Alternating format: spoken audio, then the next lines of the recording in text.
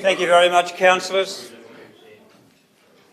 Welcome to councillors and staff. Thank you for being here, and to those that may be listening online, welcome to you as well. We hope you enjoy the meeting and you can have your input as well during the week as well through questions as well as people do. The only reminder I've got for mobile phones, if you could have them switched off, appreciate it. Please be seated. Thank you. In opening the meeting, we do have 3 apologies from Councillor Soward, Councillor Mackenzie and Councillor Daking. We move on to declaration of interest. Any declaration of interest? No declaration of interest. Someone happy to move the minutes held on the 2nd of June meeting? Move Deputy Mayor, second to Councillor Cox. All those in favour? That's all councillors present. That is carried. Council workshop report from the 9th of June is there. Somebody happy to move that as is? Councillor Spencer, thank you. Seconded. Councillor Harris. Do you wish to speak to it, Councillor Spencer? Councillor Harris? Any councillor wish to speak to it? No? I'll put the motion. Those in favour, please raise your hand. That's all councillors present. Councillors' leave of absence, that will be dealt with in closed council.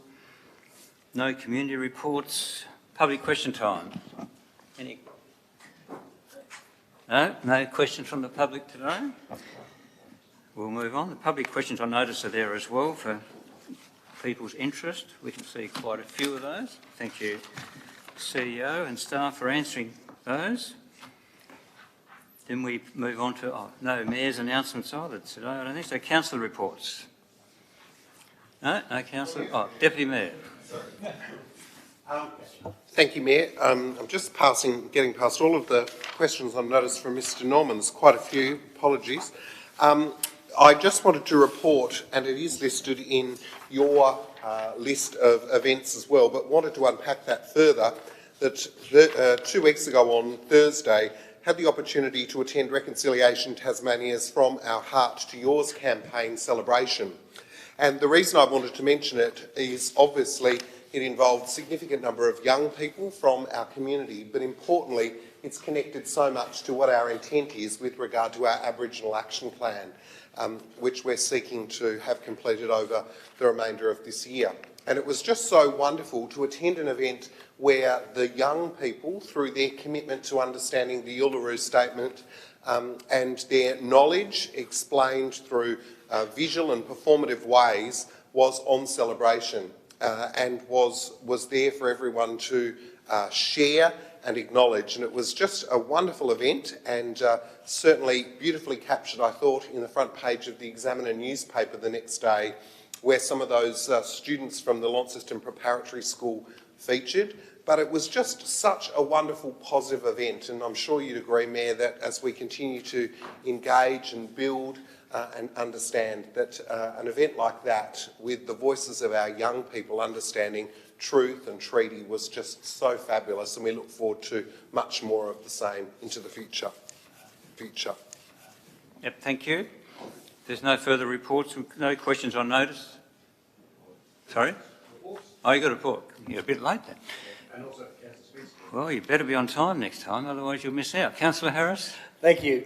Just to report on a couple of events that you participated in. The walk against elder abuse yesterday was very well attended despite the rain, and puts the spotlight on a very important topic of the elder and the 1 in 6 people who are actually abused as elders. And it's something that I guess our community often tends not to think about, because unfortunately most of those who do the abuses are actually known by the elder person, often it's family members. So it's something that in my previous role in the aged care system, it was something that I was very conscious of and would always keep an eye out for. And of course last night we also had the Telstra board here and their senior management team in Launceston. I don't think they've been in Tasmania for about 20 years or so. They do normally meet as a board in the capital cities, but occasionally they venture out into the regional areas and they put on a very nice function, of which there were a number of other councillors and yourself, Mayor, and the Deputy Mayor who were there last night. And I did take the opportunity to present to them the benefits as they are looking at reversing their call centres from international locations back into Tasmania, of how well Launceston is set up for the establishment of their Australian call centres. And in fact, most of them are working from home, but they do obviously want them to come into a central point on occasion. So the technology has changed a little bit since I last worked at Telstra, but it's certainly a potential for us to grow our workforce here. And I think it's a great opportunity for Launceston if we're able to establish a foothold back in that market that we once had some 20 years ago. That's about me. Thank you. Councillor Spencer. Thanks, Mayor. I attended the Launceston Run dinner Saturday night at the Boathouse, and I met some of the best runners in Australia, and I think it's good for Launceston to have that. There was 300 or 400 motel rooms would have been filled over the weekend because of that run, and I totally enjoyed it, so thank you. Thank you. Okay, so then we'll move on to councillor questions without notice. Any from questions? Councillor Spencer. Over the weekend, I had to attend a couple of properties that one of our trees blew down on a couple of power lines at Trevelyan. I turned up and the tree was getting carved away. It was actually half rotted out in the middle. And the neighbours showed me some other trees in that area that are totally dead. So it shouldn't be standing. So we probably need to check our trees in some of our parks. Thank you. Yeah, I think rather than just make a general statement like that, you should really report that to staff during the week. Yep. And notice where the trees are, give them the exact location so that we can follow up. Thank you. Yep. I might just add, Mayor, if you allow, that obviously the council has an extensive annual inspection process for our trees in our reserves and in our parks. So obviously there's always a lot of trees in Launceston, so certainly encourage that anything that you become aware of, you know, get notified to council through the service request so that we are able to investigate them. But we certainly do put a lot of resource and time and our people's energy into doing those inspections. It's very scary what I say. Yep, thank you. Thank you. Any other questions without notice? Committee reports 12.1. Moved Deputy Mayor. Seconded Councillor Dawkins. Do you wish to speak to it, Deputy? Nothing to say. Councillor Dawkins. Any other councillor wish to speak to it? I'll put the motion. Those in favour, please raise your hand. And that is all councillors present. 13.1, the Homeless Advisory Committee Terms of Reference. And our General Manager wishes to make a statement first. Thank you. Thank you, Mayor. Thank you, councillors. Just making note of a couple of amendments that have been made to the proposed terms of reference. So we are suggesting that under the heading of membership, we include the following line that recognises that the committee will allow for representation from neighbouring councils in order to support a region-wide approach to addressing the issue of homelessness. And the second amendment was under the heading of meeting quorum, where we've identified that at least one City of Launceston councillor will be in attendance in order to make a quorum. Thank you. Deputy Mayor moved. Is there a seconder? Councillor Dawkins, thank you. Do you wish to speak to it, Deputy? Just briefly, I think this follows on the significant amount of work that the organisation has been undertaking in this space, complemented by a notice of motion from Councillor Walker, which cemented the things that needed to occur that were already occurring, but formalised what we had agreed upon. I think what this terms of reference does is recognises, importantly, the work that was already we were already undertaking in the space in terms of our collaborative approach working with the service providers, and it formalises it and kind of gives it a little more rigour and ensures that we, as a local government organisation, a local government leader, if you like, are providing a communication link between those stakeholders that perhaps otherwise, other than through informal means, wouldn't have the opportunity to collaborate and share and work together. And I really want to thank Dan and the team, General Manager Dan and the team, who have worked really quickly to cement, I think, what is a really good terms of reference document. And importantly, as you've heard today, the opportunity to strengthen that by sharing the resource of people in the room from just, contained within the Launceston boundaries to that of our neighbours is really important. What we've been saying the whole way along in our response to a growing problem in our municipality is that we can't fix homelessness. Indeed, the idea of housing and emergency accommodation definitely sits with the state government. And we certainly acknowledge all of the things down the track with 10-year goals for housing and the like that are happening. But what we've said is that it's unacceptable for people in our municipality not to have basic amenity, not to have a shelter over their head, and importantly, for their voice not to be heard. And what we heard at that council meeting only a couple of weeks ago was that there are a variety of people, for a variety of different reasons, who find themselves homeless or near homeless in our community, and that is growing. And our ability through our community development team to stand up and say, this isn't good enough, and we're going to allocate some resource in terms of our people and in terms of our basic amenities, which we've seen us respond very quickly to in the form of toilets and the like, are things that we can do whilst working with other levels of government and whilst hearing and listening to the people who are working in this space every single day.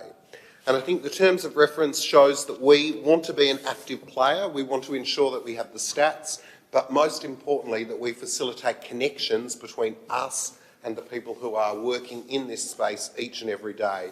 And of course, we know, and Councillor Dawkins might say, that, you know, the ongoing problem of people who find themselves in homelessness is not just about shelter, it's about animals, it's about, it's about access to basic amenity, and importantly it's about ensuring that we can do what we can in our community around the concept of stigma and what comes from that in terms of the idea of people who are homeless.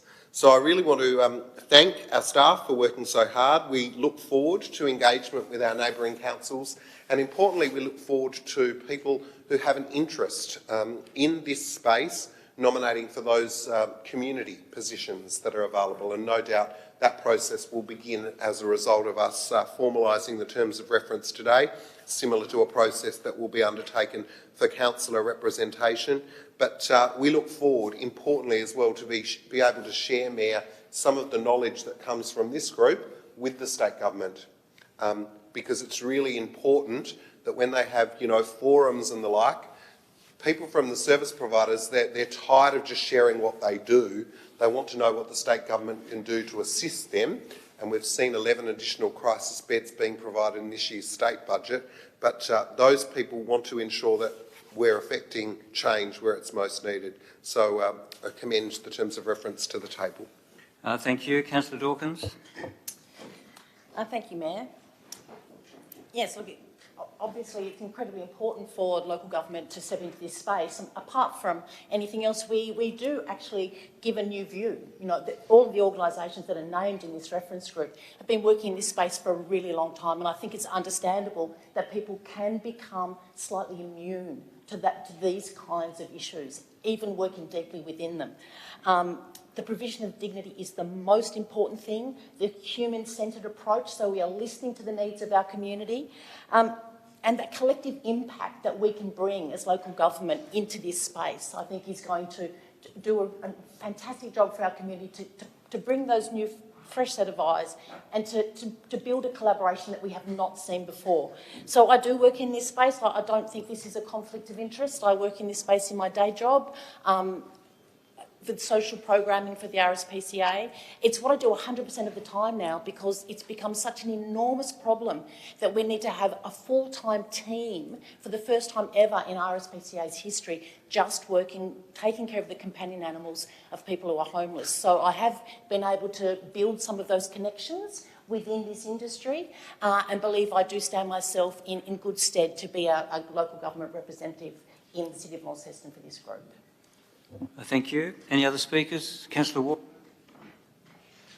Thank you, Mayor. And I just, wish to also pass on my thanks to the council staff who have worked at developing these terms of reference. I draw people's particular attention to in the primary purpose of this advisory committee being to develop a greater and shared understanding of the roles, responsibilities and priorities within the community in responding to homelessness. For whatever reason, and we're not to necessarily know why, It's a changing area, a changing market, if you like, in terms of those service providers who, work in this area day in, day out, who know this area so much better than the council does, and yet we still have a growing problem. We don't necessarily have at the moment the reasons why, but this response in coordinating the efforts that are already being made will no doubt bear fruit and bring positive responses to the problems that we've seen. And of course, as mentioned by the General Manager, bringing in neighbouring councils is an important thing. I've definitely heard that there are some neighbouring councils who are starting to experience the same thing that Launceston has. And that's a great role that Launceston Council can play in the region. What needs to come in and what will come in when you look at the purpose and you look at the objectives of the Homelessness Advisory Committee are the innovations from around the country and indeed from around the world. And that's what needs to be brought to bear by this council. There are things that we are doing now, of course, in the provision of basic services, but there will be far more creative and inspiring and respectful things that will come from this that have already been tried and tested in other parts of the world. And that's an exciting thing. I would like to think that within the space of a couple of years that we might, as a council, be able to look at changing the name of this Homelessness Action Advisory Committee and the Homelessness Action Plan and look towards having a more general housing plan for our municipality, that we will have actually addressed the needs, the issues and the shortcomings as a community, and that we'll be able to move forward more positively and address larger issues that have contributed to the problems that we have today. So in that way, I wholeheartedly support the process and I look forward to all the positive outcomes. Thank you. Thank you. Any other speakers? Deputy, wish to close. Thanks, Mayor, and I thank those colleagues that have made a contribution with regard to this. And I also thank the West Tamar Council, who at their meeting earlier this week suggested that it would be wonderful to have the opportunity to engage with us in this space. A couple of things I'd like to say in summing up. That is, first of all, it's really important to note that we have been working in this space with a group of like-minded stakeholders who have done some great sharing in the past. What I think this special committee of council does is elevate the regard for which we have as a special committee of council the work that is to be undertaken. It provides a little more rigour, a little more accountability in terms of official notes and minutes, and importantly, as has been mentioned throughout the course of the conversation, looks to identify some achievable actions that collaboratively, through the membership of that committee, can be achieved. I also want to make note, importantly, that it is understood that there are a variety of different players, large and small, funded and unfunded, who are contributing to solve the complex issues that surround the topic of homelessness. And thus, that is why there is opportunity for up to 4 members of the community to express interest once the mechanism for that has been determined. I expect, like all of our committees, will be advertised widely in the Examiner, public notices, etc. The opportunity for people who have interest and experience, and perhaps even, if the opportunity exists, lived experience in this space, to be able to put up their hand to assist.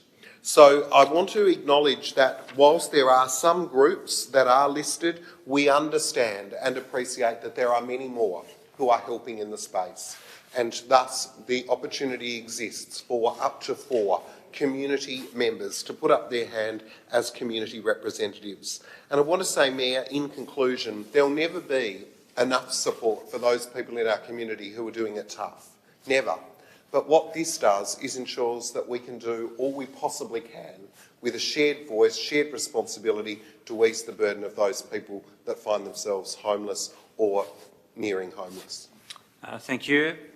With that, I'll put the motion. Those in favour, please raise your hand. And that is all councillors present. That is carried. Move on to 14.1, the Queen Victoria Museum and Art Gallery. So moved, Deputy Mayor. Seconded, Councillor Harris. Do you wish to speak to it, Deputy?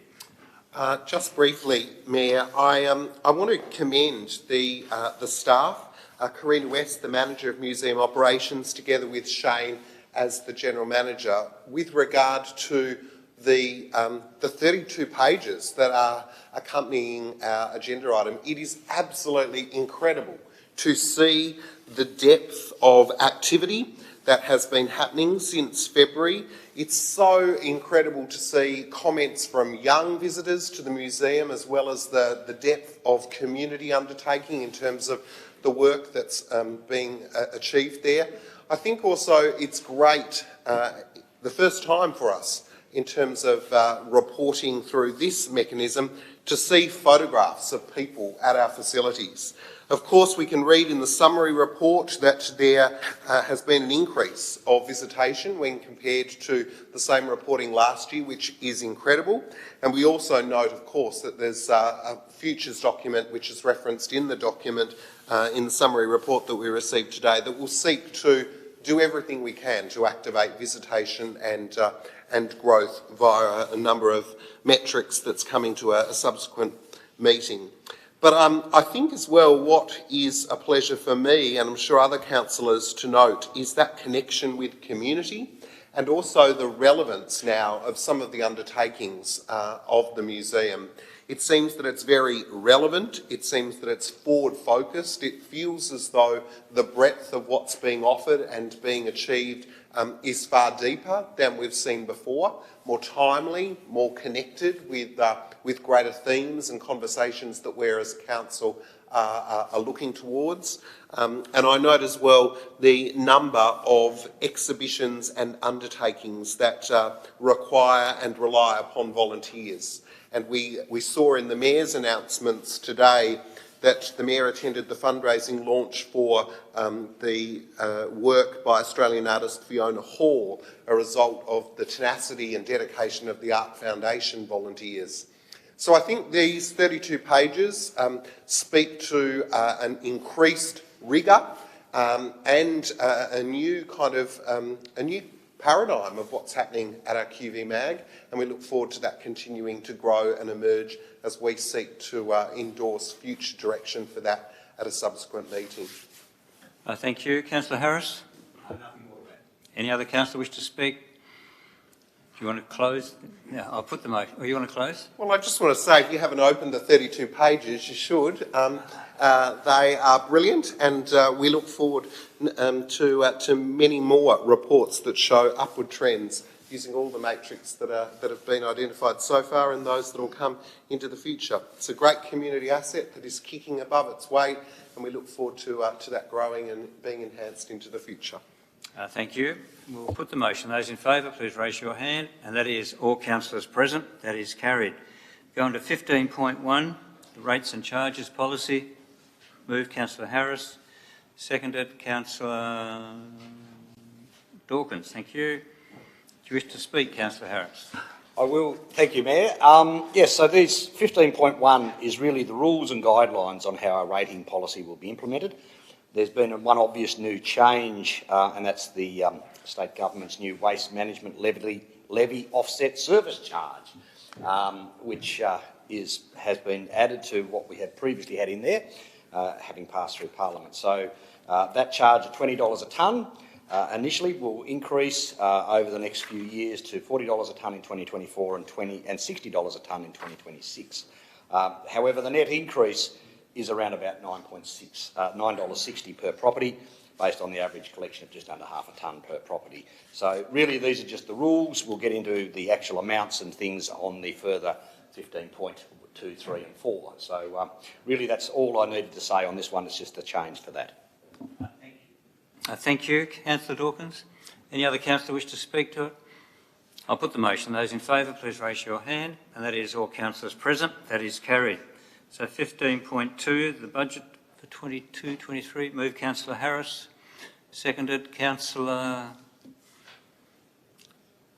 Spencer. Thank you. Councillor Harris, do you wish to speak? I will. Without Councillor McKenzie, there's no one here to get right into the budget. So this is the increase on what we will charge where we had our rules and guidelines in 15.1. This at 3.75 is to most land categories except the primary production, quarrying and mining and vacant land, which will have a slight decrease. So these 3.75% average increase will in fact provide us as a council with the money to which we will then decide how to spend at item 3 and 15.3 and 15.4. So it's interesting to note that the name, the federal government organisation that handed out a nice 5.2% increase for minimum wage earners yesterday. We know that inflation in Hobart is 5.8% up to March, but we have been able to keep our increase to 3.75. And unlike a shopkeeper who could perhaps charge $2 for a lettuce today and $10 for the same lettuce next week, we only get one opportunity to put our rates and set our rates, and we have to then live within our budget for that next financial year. However, it is clear that we have a good financial plan. It is regularly monitored its performance during the year, and we see that come to us on a quarterly basis to say how things are going. And so I'm fairly comfortable that despite the current wins that we might have of higher inflation, and it is a thing that when inflation takes off, everyone is immediately behind. You pay someone 5.2% more and suddenly everything else goes up as well. So it is a dog chasing its tail, if you like, sometimes. However, I'm comfortable that what this plan that we have, 3.75, is sufficient for us to actually meet our budget for the next financial year. Thank you. Councillor Spencer, nothing to add. Any other councillor wish to speak? Councillor Walker? Yes, thank you, Mayor. When it comes to the council in times gone past, we would have council budget sessions where council could go through line by line budget allocations. When did the council stop doing this, and for what reason? Do you want me to answer? Yeah, I think that's been stopped for at least 3 years, maybe 4, and that's because the councillors didn't want it anymore, and we provide the information to all the councillors. They have all the information, they go through it by themselves, line by line, and then they talk to any of the general managers they wish to with any issues they have. And then we have a general session together where we can raise issues as well. Deputy. Sorry, could I just clarify though, wasn't it the case that certainly, well, in my time, whilst it's been the process of analysing the budget may have changed, like the number of sessions has actually expanded. I mean, my understanding in terms of the ability to influence, interrogate, change, alter, analyse and have impact on the budget was more rigorous in this financial year in preparation for what is the final stage of the process today than it has been ever in terms of the number of opportunities that it's been presented to us. So is it not the case that the line-by-line analysis may have shifted, but indeed in terms of the opportunity to feed in, as you say, and analyse at particular points has only been expanded? It's definitely, we've had more sessions on it, and we've been doing that because of that change goes back quite a number of years now with when General Manager Dobrinsky was here. We did it earlier, we go to the public first, and that change has been, so we go through it quite a few times. You're correct. Thank you. Councillor Spencer didn't want to speak. Anyone else wish to speak to the budget? Deputy Mayor. Thanks, Mayor, and thanks for answering the question, because I was looking back over the process for this meeting, and in preparation for this meeting, I note that at the meeting on the 21st of April, we approved the release of the draft annual plan and everything that accompanied that, and that was as a result of 5 months' worth of work and a number of workshops that councillors had been engaged with. And I'm not sure about other councillors, but certainly from my perspective, I analyse and interrogate each line item. They all have a line item number, and then ask questions around any concerns or issues that I've got. I look at the rationale for any increases. Sometimes they're increases, sometimes they're decreases. And then I look at all of the major operational and capital budget lines as well. I note that we invited submissions from the community on the annual plan and the budget, and note that we received, I think, half a dozen or less than that with regard to feedback. I note also we've had a very well-received community consultation process, an online community consultation process with regard to our budget. And I want to ensure that the context of an increase, and I understand that an increase is an increase, and for our community, that represents some level of concern, but it's in a context where Council approved a general rate freeze as part of our COVID pandemic community care and recovery project and response package in 2020-2021. I also think, whilst it's not necessarily realistic to compare ourselves against other councils, I note in the media there are some councils around the state that are looking at somewhere in the vicinity of 7 through to 10% rate increases. And I think, Mayor, the important thing that always accompanies this important task today is to reiterate our opportunity for hardship to be something that this council offers members of our community. And I know, having spoken to some members of our community who have found themselves in hardship, that the response that they get in terms of being able to come up with payment plans and the like with our rate staff is very welcomed and well received. So I note that is an opportunity that exists for members of our community who need help. And I also note that the context of us approving, as Councillor Harris has said, the 3.75% rate increase is importantly in line with Council's long-term financial plan. And a lot of work has been undertaken, not only in preparing the budget to have us undertake this final step today, but also in understanding the impact that our COVID response package had on our long-term financial plan. And importantly, I note on page 57 of the agenda that it does see us return to a small surplus in 2025-2026. So I want to acknowledge that an increase for all members of our community is an increase, and I understand that for some that represents a bigger challenge than it does for others, but I want to say that our hardship policy and processes are there for people that need them, as has been the case with us arriving. You know, today is, I guess, the last step in a almost 12-month-long journey that sees us arrive at the setting of the rate. And I think it wouldn't be correct to assume that by taking away the line-by-line analysis that occurred 10 years ago, that we in some way were not providing the rigour that is required that sees us get to this final point of the journey. Thank you. Any other speakers? Councillor Bruce. Thank you, Mayor. It's been a great 12 months that I've had on council. I think it's coming up to my anniversary. I just wanted to say, like the Deputy Mayor, that for me it has been a 12-month process. I have seen the documents come to workshops and looked at the items line by line. It is disappointing when you look at the community consultation process that there were only about 5 submissions received. If only we had more engagement instead of people conversing on social media about the council and what they said as their budget. So perhaps encouragement to the people listening that in the next budget they can be a little bit more active in their submissions. I've had a look through the line-by-line items, like I said. I think the reports on the waste management charge are very interesting. It's been in the media recently over the last couple of months. And I'd say to anybody that that is interested in looking at the amount of waste that households do create, to cost their recycling bin out and see the impact that the waste is having on the environment. It's good to see it in a financial figure.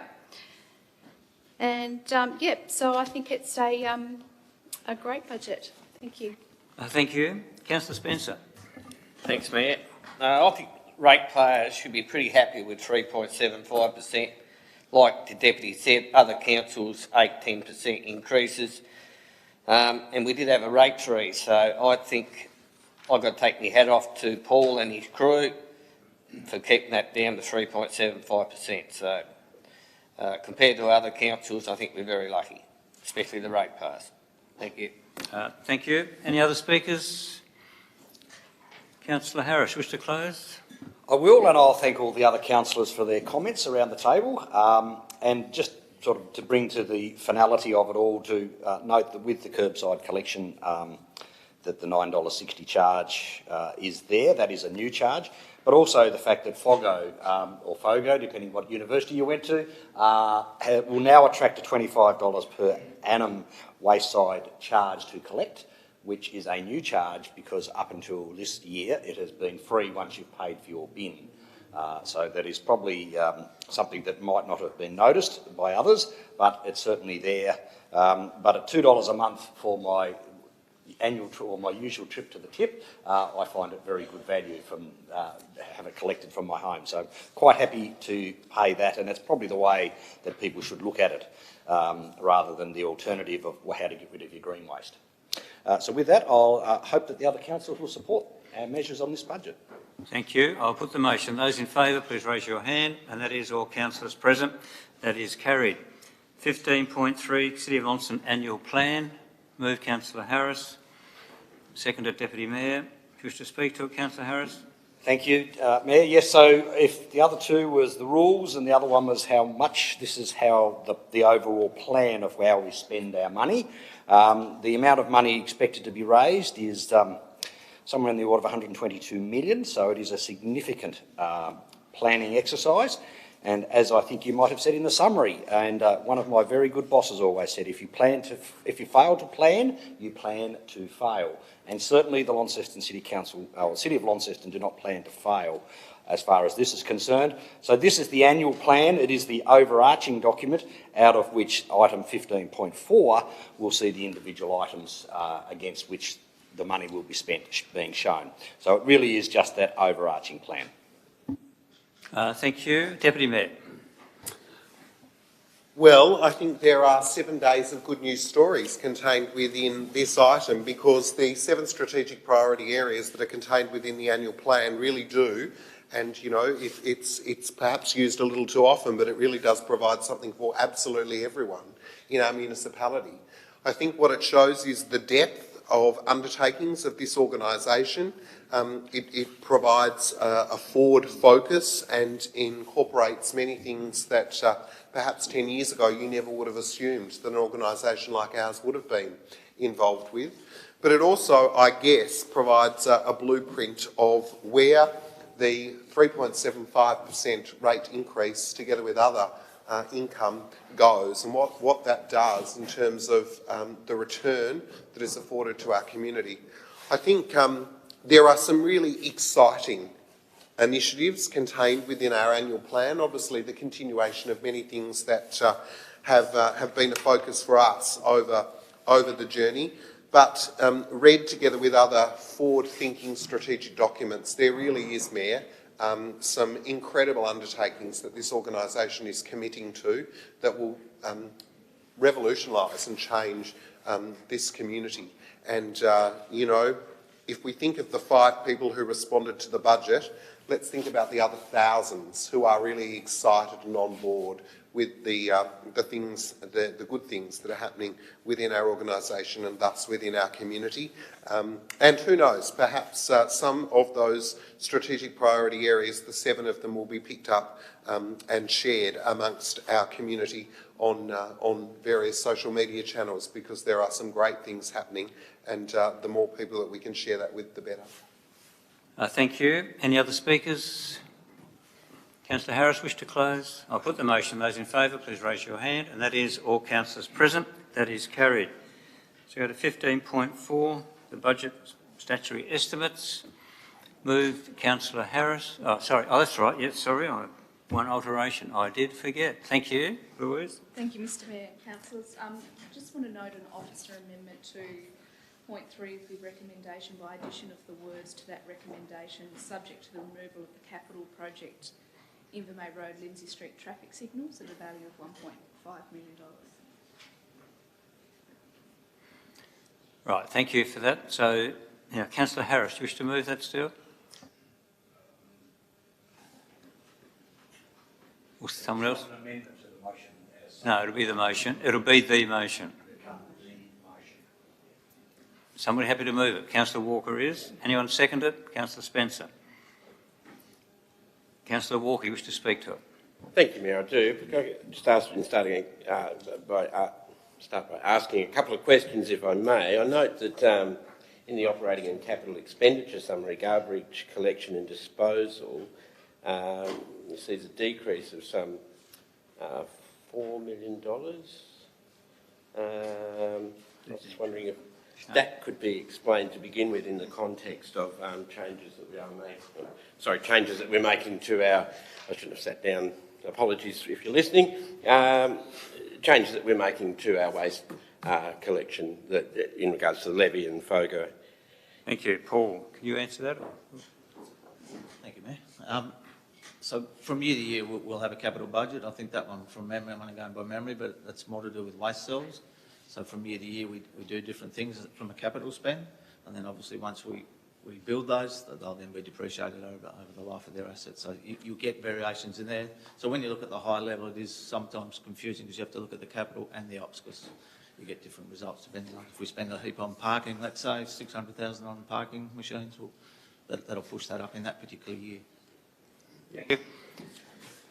Yes, certainly I will move, especially with the amendment that was just foreshadowed in regards to no longer that expenditure on the intersection of Invermay Road and Lindsay Street. I do commend the council for keeping this expenditure within reason. Of course, nobody likes to see rates increase. And we have heard from other parts of the state that are going through similar processes. We all expect that the cost of living is going to increase over the foreseeable future. We're not to be able to predict the future. And as Councillor Harris previously pointed out, Council gets one opportunity at this. So it does show restraint, and it does show that the Council's thinking carefully about how it moves forward. And, of course, as it mentions, we went through a process where we froze rates for 2 years. And so considering that process that we undertook, considering the 3.75% in that context, it is, also to be commended that we've showed that restraint. That's not to say that we can't find further ways in which to keep a lid on those increases. And it's not to say that there aren't areas, even this year, that we couldn't have improved. And one thing that does concern me with the extra impost of these fees that are being included now when it comes to things that are out of our control, absolutely, state-wide waste levy. But the disincentive creeps in for people to reduce the amount of waste that they're producing because we can't weigh every bin and decide that one person is producing only 10% of the rubbish that their next door neighbour might be producing. And these are the types of challenges that the council has to address now. When these statutory fees and charges begin to climb, there has to be motivation for people. There has to be reasons for people to improve their habits, which will in turn, of course, have an improvement upon the council's impost and costs in dealing with that. So it's onward and upward. Nobody enjoys seeing rate rises, but I'm glad to be part of a council that's kept it at a very reasonable level. Thank you, Mayor. Thank you. Question from Councillor Harris. Yeah, thank you. I wonder if the General Manager of Infrastructure could just explain why we had an item in there for $1.5 million to have the traffic lights installed at Invermay and Lindsay Street, what traffic studies and otherwise were undertaken to justify that, which now finds that it's no longer required, and what has changed? Thanks, Mr Mayor. So certainly these aren't discussions that I'd like to have raised and discussed, I guess, at the 11th hour. I would rather remove, so it's an item that has been questioned by a number of councillors. I think that we need to go back and complete some review and work as a council around that particular project. So I'd rather not have that done today with respect to not having the background nor the material to be able to give that due consideration. So I think the wise call is to remove it from the budget, and then we will workshop that with councillors moving forward and determine whether there is whether there's scope or whether the project doesn't proceed into the future. So that's the reason why we've withdrawn it, rather than have the discussion today really without context, and to be able to make that decision relative to the overall budget, I think is the wise thing to do. Thank you. Councillor Spencer. Yeah.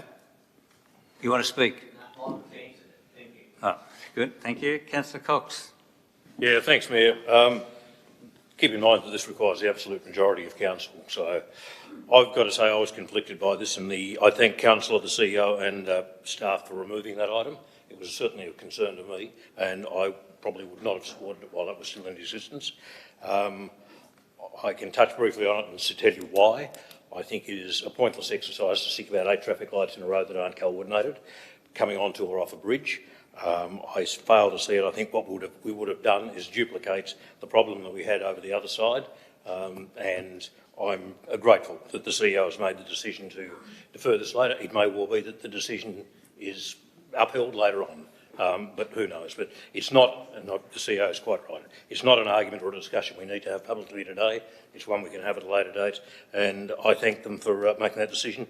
I also pass on my thoughts and apologies to Councillor Mackenzie. I cannot imagine that he would be happy today missing anything to do with numbers, figures or budgets. He lives for it, he loves it, and Hugh, I'm sorry you're not here. Thank you. Any other speakers? Councillor Dawkins. Yes, also missing Councillor Mackenzie today.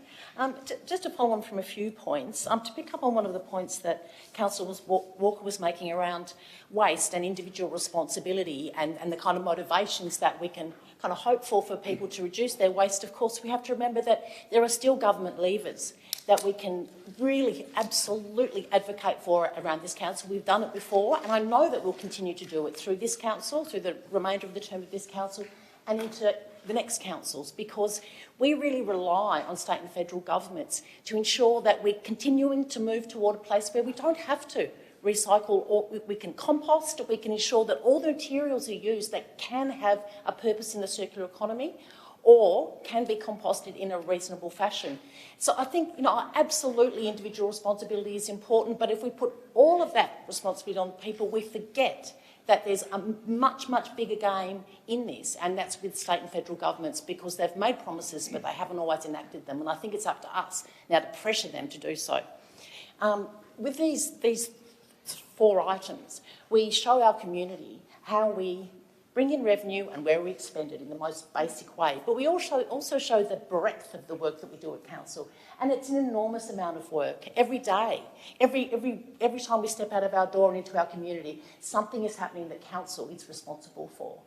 And I'd also caution for the people who read comments below the line on social media, the virtual world is just that. It's a place where people can sit and they can say whatever they want without any ramifications. It's not real. It's not real to me. I know sometimes we can feel that we can be impacted upon the kind of comments that we read, but please remember, this is not the real world. It is called the virtual world for a very good reason. And whilst we do only get a handful of submissions, does that mean that only a handful of people have got an interest in the works of council? Well, we know that's not true. Because through all of the grants and all of the work that we do, so many people are touched by the way that this local government works that's way beyond that sense of a small libertarian government. From time to time, we hear the people say, I just want council to do rates and roads, rubbish and roads, really, really simple stuff. They want that small hand of government. But we know the small hand of government does not work. It's never worked. When it comes to crisis, like the crises that people in this room have had to face over the last 10 years, from a global financial crisis to the coronavirus pandemic, nobody saw coming. And nobody will see the next one coming, no matter how many degrees you've got in economics and how much you can forecast the future. You will not know. None of us know what's going to happen tomorrow. But with the group of people that we've got around this table and in this room taking care of things for our city, I think we know that we're in exceptionally good hands. So thank you. Thank you. Any other speakers?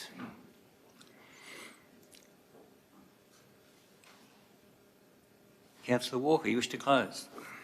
I do, thank you, Mayor. And I was one of those councillors who expressed some concern at the money that was allocated towards the intersection of Tamar, I'll get it right, Invermay and Lindsay Streets, where the current roundabout is.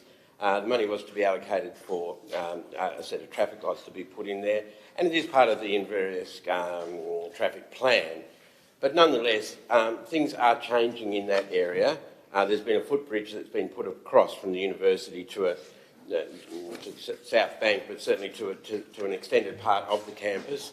There have been changes to the East Tamar Highway, to traffic lights, coordination, and certain turning procedures. So it's a work in progress, and it may be too early for the council to take that step forward to change that intersection at such a cost, while we're still working through the ramifications, the university build and so forth. So I think it's very prudent that we remove that from the current estimates. But having said that, there are a number of significant inclusions the council has proposed in its capital works this year, including works on the flood levies, works on the QV Mag, the Princess Theatre, and of course the usual roads and footpaths programs, cycling paths, and part to the City Heart, Launceston City Heart design work that's ongoing. So, plenty of work there to keep the infrastructure department busy if they're not having to change that intersection down there, and it's something that the council, of course, can revisit at any time. It's also interesting to note that the revenue is forecast to increase due to the full Taswater dividend being received in the next financial year, and a commitment by Taswater to repay dividends not paid at the height of the pandemic. This is something that we shall no doubt believe when we see it, but nonetheless is something that is good news for the council over that long-term process that we've been through in working with the establishment of a statewide water body. So having said all that, I commend 15.4 to the council for approval. Thank you, Mayor. Thank you. I'll put the motion. Those in favour, please raise your hand. And that is all councillors present. That is carried. So we move on to 15.5, public question time policy. Someone happy to move that? Councillor Harris moved. Is there a seconder? Councillor Cox. Councillor Harris, you wish to speak to it? Yes, so this is a clarification of the rules that would apply for council meetings, to apply for each council meeting the maximum of 3 questions per person, whether they in fact will be a written question or in fact an oral question asked at the meeting in person. So I think it's just a way of constraining perhaps council resources to continue to answer lots of written questions that have to be answered within a short period of time before the agenda of the next meeting comes out a week in advance of the actual meeting. So I think it's a prudent step for the council to take. It's not really stopping people from asking questions, it's just making sure that they ask them in a timely manner that enables the council officers to respond also in a timely manner, rather than a big rush right on the deadline of getting out the agenda for the next meeting. Thank you. Councillor Cox. I endorse the previous speaker's comments. Any other speakers? I'll put the motion then. All those in favour, please. That's all councillors present. That is carried. Moving on to 15.6, the City Prom reform. We do have a speaker, I believe. Amanda's here. State your name and address for the records. Thanks. Thank you, Amanda McAvoy, and from across the road at City Prom, or Paper Beach Road, and not in Launceston, I'm afraid. We'll forgive you. Thank you.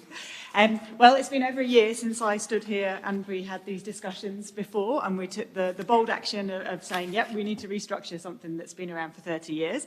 I'd like to just start by saying an enormous thank you to the operations staff at City of Launceston.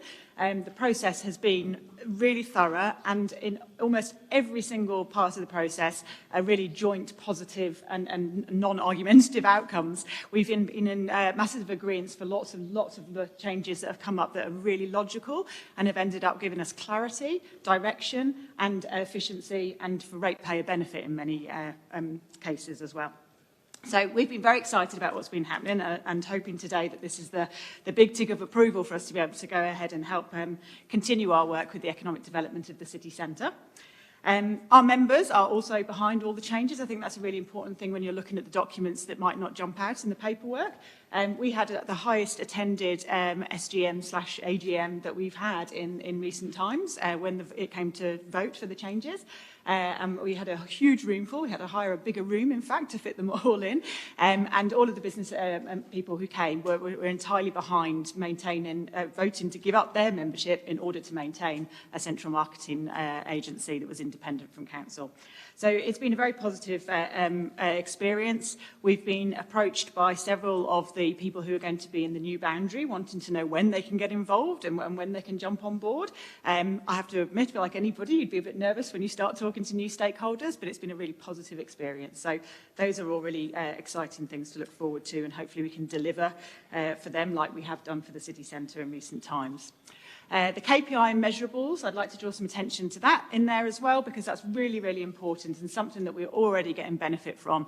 We know that this year's retail shopping day was 10% up on foot traffic from the year before and 60% up on the Saturday before. And those are perfect examples of the success and of the measurables. So all in all, please back all the hard work that's been done, and thank you to my staff in particular who've run operations so well while we've had all of this going on, which has been a lot of extra work. Thank you very much for that. Appreciate it. So we've got 15.6. Somebody happy to move? Councillor Harris moved. Seconded. Deputy Mayor. Wish to speak to Councillor Harris? I will, and it's a pity Councillor Dakin isn't here, because I remember when we joined this council 4 years ago, one of his key, ideals was to help reform City Prom, because as a business owner, he felt that perhaps it wasn't doing the role that it was intended to 32 years ago. So it's been a while to get to this point, but it certainly has been a very thorough and I believe a good response from not only the council officers but also the people who are currently involved in City Prom to make sure that what came out of it was better than what they had. And I think that's really very important. It does expand the area under which they are covered. It is no longer quite tight around the CBD. It is a greater inner city of Launceston. It still doesn't include the suburban markets, but that's perhaps something that could be expanded at some future point. But let's get this bit right for the greater part of Launceston. It does provide, destination marketing of central Launceston and in fact Launceston in general to other parts of the state, and that will benefit even those at Kings Meadows and Mowbray and other suburban shopping centres as well. The place activation that they will do in central Launceston will work hand in hand with what the council's own staff do and not duplicate, and I think that's very important that we do have some working together there to make sure that it works. And of course the advocacy for what happens in central Launceston is the third part of what they have to do. The KPIs, as Amanda said, are there, and I think they are realistic. I think they are achievable, and it's what any good organisation should have. And I'm quite pleased that the MOU of understanding will help just clarify all the roles, who's got to do what, and hopefully we'll see a better and brighter promoted central Launceston area. Thank you. Thank you. Deputy Mayor? No, it's fine. Thank you. Any other? Councillor Dawkins? Thank you. Yes, this is the next stage in what has been quite a drawn-out process, but an important one, because I think for maybe a turn of the century, people started thinking City Prom didn't really feel like it suited what the City of Launceston was trying to achieve and how we were trying to attract people to the city. So it took a long time, I think, for us to get here and to say, okay, well, we can understand now that that isn't going to work in this model anymore. We undertook the review, which maybe more people could have fed into, but here we are. We're in a point where we can now agree that these principles will work, this MOU will work for the City of Launceston. I'm really interested in the advocacy. I think that's going to be a really important role, because we know we want to make a lot more changes for the City of Launceston to be the most livable city, well, regional city in Australia. And I know some people even say the world. So we need to build those stakeholder relationships even further, because we need to make big changes, and we need to ensure that the commercial producers in the city are on side when we get to make those, especially the traffic changes. So we've got a lot of people advocating for visitation to the City of Launceston. We've got Visit Northern Tasmania, Tourism Tasmania, Brand Tasmania, and now this new entity. We have to make sure that they're working together, because we do know that these kind of entities can be siloed sometimes, and there can be a lot of people doing the same thing. So I think it's really important that we stake a claim on something unique and original here. Otherwise, we could fall back into some of the same old patterns which kind of got us where we are today. So I for one, I'm really happy to see City Prom go. Is it CLM? Do we have an abbreviated version, or are we now Central Launceston Marketing? I'm not sure how we're going to term it, but we do need to give it a name, and we need to give it some life, because we've agreed now, I believe, we're going to agree that we do put our faith and $500,000 a year in an organisation to bring visitation to this city, to ensure that our city is changing as it needs to change, and it has. Because if you walk down the street now, you'll notice that so many of those retail outlets that we were worried about through the GFC, which couldn't stand on their feet when it came to people shopping online, and we know that during the coronavirus pandemic, people have only cemented those habits. That's really, really clear. So we've changed a lot of retail outlets into services, so now people are working out in what was a shop, they're getting their nails done, they're having massages, they're doing a different variety of things. It's really, really important that we keep going, we keep understanding that communities change all the time. We've seen some of the biggest changes in the last 20 years that I think anyone's going to see in a very long time. So an organisation like this needs to be abreast of those changes, needs to make sure that council is nimble enough to be able to move when we need to, as we did this time, and to ensure that this entity gets the support of the community. Thank you. Councillor Spencer. Thanks, Mayor. I'm a fair man, and I don't think this is fair on the shops at Mowbray, Newstead and Kings Meadows that won't get the help from CLM. It will eventually go to a 1% increase for every ratepayer in Launceston to fund it. That worries me. I fully support it, helping the shops in town, yes. I don't support every ratepayer having to pay an extra 1% in time to fund it, especially when it's not fair on all the shops at Kings Meadows, Mowbray. So that's my point. Thank you. Thank you. Councillor Walker. Thank you, Mayor. Thank you for Amanda coming in and talking to council. And I am somewhat conflicted as well. Along with Councillor Spencer, I voted against the motion where the impost, the cost of funding City Prom as it was then, was moved to the broader rate base. And I do have concerns that if you own a business in Kings Meadows or in Mowbray, you have a sports store, that your rates are ostensibly going towards supporting the promotion of businesses in the CBD. That is problematic. We do need to address that. We can't just ignore the fact that by making that change it's had no impost and no effect. So what is the solution there? It would be to look at other commercial areas. We don't want central marketing, Launceston marketing, to become an unwieldy beast that's trying to do too many things for too many people. But at the same time, if we're asking all of Launceston to pay, in fact, which we have already asked and which 0.25% of that is in the next lot of rates for Launcestonians, then we do need to look at, the long-term implications of that.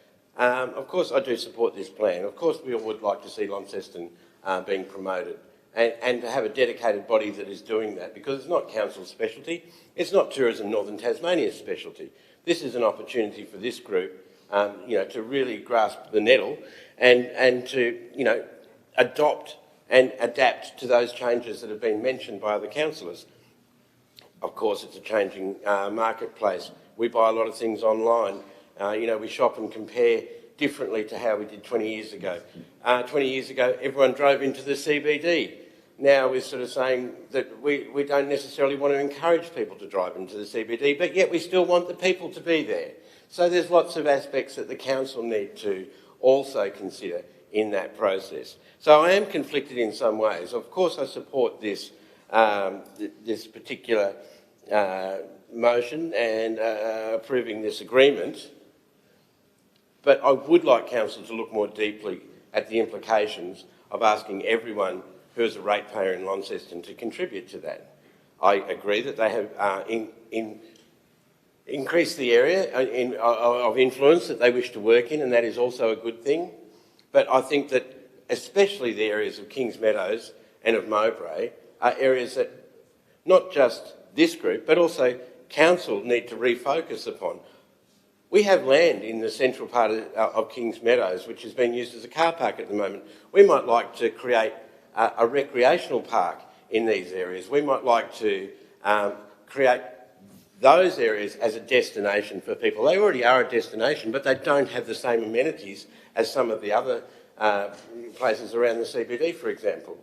The malls that we put in and the street furniture or whatever it may be. Of course, we show a certain amount of attention to those satellite commercial areas, but it might be that in the long term that this marketing group does take on the role of helping to also market those significant suburban areas, and that council can support that by perhaps developing recreational space in those commercial areas, because they are sorely needed. Thank you, Mayor. Thank you. Deputy Mayor. Thank you. I think it's really important to understand that the whole idea of a retail hierarchy and the whole idea of us supporting an initiative like this is such that the response can be nimble enough to incorporate different parts of the city when opportunities exist. And so the idea is that rather than it being 6 blocks of the CBD, which 34 years ago were the heart of the city and perhaps were the core business heart of the city, is that there's an opportunity to allow for marketing and promotion activities in adjacent precincts when opportunities arise throughout the life of the new entity. So that could be that there could be an opportunity when something is presenting itself for Seaport to be included. It could be an opportunity that there is something outside of those six blocks that were traditionally, 34 years ago, the heart of the CBD, for other parts of the city to be incorporated. And this model responds and allows for that, importantly allows for that. I want to say that for 34 years, CityProm has tried its absolute hardest to do what the model that was established allowed it to do. And even when the city itself outgrew those 6 blocks, it tried darn hard to provide the best return in terms of promotional activity it could, knowing that its own existence was being constrained by the model that it was trying to operate under. And I think it did a great job. It's always been agile, and it's always tried its hardest to work with the council. And sometimes even sitting down in order to determine on an approach for a calendar of events has been challenging. Sometimes even that has been a challenge, let alone things like the Christmas tree and other collaborative approaches. So what this model does is says that a strong CBD, a strong retail focus, a strong heart for a city is at its core not constrained by 6 blocks, not constrained by one precinct and not another, but that at its core, with a city such as Launceston, where retail is such a big focus and such a big industry, that operationally the focus on marketing, on promotion, on activation that is nimble enough to respond to something greater than 6 blocks is paramount. I definitely take on board that some people are concerned that different pockets of the city are missing out. I just don't agree with that theory, because whether or not you're from Lilydale or Prospect or Trevally or Underwood, Launceston has to have a strong core for all parts of the municipality to continue to thrive. And you might say that's a long bow, but all of the retail research and every piece of literature that we have used in terms of getting us to this point substantiates that, every single bit. So you can be fair if you want, but what you've got to be fair to is the whole municipality, that retail is at its core and that this allows for us to respond to the changing nature of retail. And I think the only thing that will cause this model to fail is our ability to engage with it strategically enough. That's the only thing that will see this model fail. Because the energy from CityProm, the dedication from the board directors, the willingness to collaborate with brand, the desire to activate shop fronts, the willingness to generate tourism, the opportunity for activation and events, it's all there. The only thing that will see this fail is our own internal policies and procedures. So as long as we get those sorted, this is a winner and deserves to be supported. Thank you. Any other speakers? Deputy, if you'd have the floor for 1 minute. Sure. I just want to support what the Deputy's just said, but also add that a strong CBD is good not just for Launceston, it's good for the whole region and it's good for other councils in the area as well. The other thing you've got to remember, the CBD provides jobs, employment, money for a lot of people outside of the CBD area. So we haven't got people coming into the CBD doing their shopping. We're going to have people from the suburbs not being able to get employment. We're going to have people from other areas around other councils not being able to get their jobs, work. Because if the CBD is not working properly, the whole lot of the Greater Northern Tasmania will suffer. It's not just about one or the other, and the Deputy is so right. It's about working together. And a very strong CBD, a well-marketed CBD, is something that's going to benefit everybody, all ratepayers in Launceston and beyond. And the other thing that we need to remember, we have just passed our budget. In that budget, we've done lots of things. Many events that we support, amount of money for events. They only support, you could argue, for a small portion of people. Yet we still give them money. That's not all ratepayers, yet all ratepayers have got to pay for it. Every single one of them. They all contribute. We also do other things like climate change. We've been very strong on making changes, improving things at council for climate. That's costing money. Yet not everybody agrees with climate change, but they are still contributing. They are still putting in so that we can do what we believe is right as a group. And that's what we're doing here. And I want to thank Amanda, thank the CityProm, their team for working so hard with us to work together, and for the CEO and for Jared and your team. It's really great that we're able to work together, and it shows you what you can do when you cooperate. And what have we all got in common? Want to do what's best for the CBD, want to do what's best for the city, want to do what's best for the Greater Launceston area. And that's what this is all about. What do we want to do? We want to do what's best for the ratepayers of this city. We want to do what's best for the whole region so that we can have a thriving city, a city that's going to continue to go ahead, and a city that's going to be prosperous. Why do we put money into events like Festivali? To bring people into the city. Why do we have upgrade Civic Square? To bring people in with events, and the market will be there again tomorrow night. Why do we do that? Because we need people in the CBD. They come from all around and they all enjoy it, they all love it. Why do we have a lighting of a Christmas tree? Bring people in so they can all enjoy that. You can't do it in each little area. We need to sometimes look just outside of our own little box, our own little thing, and look for the benefit of the whole, and especially really especially for people who are getting jobs out of this and people who benefit from the, especially the casual workers that will benefit strongly if with a thriving CBD. Thank you. Thanks, Mayor. Back to you. Over to you, Councillor Harris, to close. Thank you, Mayor, and thank you to all the speakers for putting their point of view. I'll just perhaps make a couple of comments. One, Councillor Spencer said, this is an extra 1% on the rates. It's not even half of 1%. If the full amount of the $562,000 was actually added this year, and of course it won't because we're only reducing the CBD rate levy by 25%, so we'll still be collecting 3/4 of it. So it is in fact phased change as far as the funding is concerned, and even when it does, it is not anywhere near 1 full percent, but in fact less than half of 1%. So with that, I totally agree that we need a strong and thriving CBD. Personally, I'd like to see more people living in the CBD to encourage greater utilisation of all of those areas and parks. And I'm sure that some of the suggestions that Councillor Walker put about parks in the other suburban shopping areas will be something that could be looked at, but not under this. And whether we start calling it CLM or we start calling it I can't find the right word for it, Central Launceston Marketing, it will come, like most things, I think the acronym will probably win, unfortunately, and CLM will be it. But I am quite happy to support this change, and I hope that the rest of the council support it as well. Thank you. Thank you. I'll put the motion. Those in favour, please raise your hand. Those against? So 1 against, the rest are for. The motion is carried. Could I have a motion now that we go into closed council as per there? We're right? You're right? Yep. Sorry, go into closed council.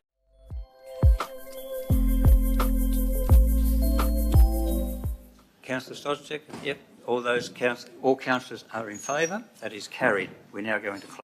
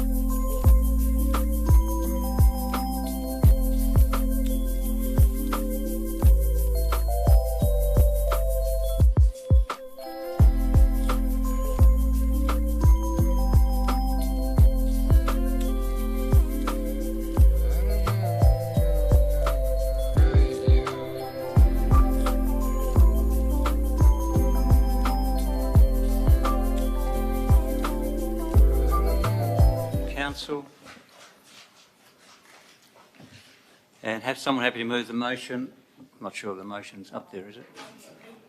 Too fast. Too fast, sorry. We'll just slow down. Moved by Councillor Harris and seconded by Councillor Priest that we endorse the decisions taken in closed council, which will be up on the screen. Confirm the minutes and the leave of absence.